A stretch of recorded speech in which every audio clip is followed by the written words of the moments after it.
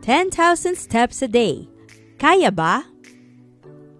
Sa panahon ngayon na uso ang work from home, ride-sharing at delivery ng halos lahat ng mga bagay, lalong nababawasan ang physical activities ng tao. Kaya pa bang ma-achieve ang 10,000 steps a day? Dapat ba 10,000 talaga? The idea that walking 10,000 steps should be a daily goal came from a Japanese campaign from the 1960s, according to Daniel Lieberman, a Harvard paleoanthropologist. Pero, gaano nga ba karaming steps ang usually nagagawa ng isang tao sa isang araw? Globally, the average person walks about 5,000 steps per day.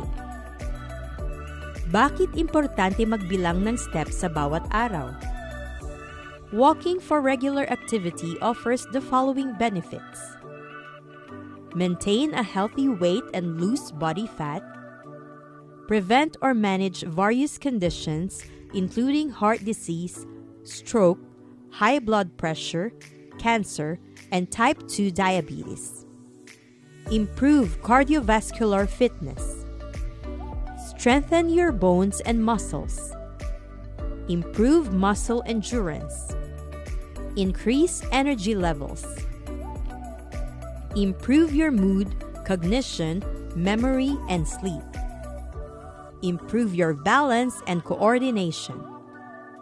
Strengthen immune system. Reduce stress and tension. Here are some tips on how you can achieve the 10,000 steps a day goal. Alamin kung gaano karaming steps ang nagagawa sa isang araw gamit ang step tracking device or ang mga app sa inyong smartphone. Magdagdag ng 1,000 extra steps a day every 2 weeks.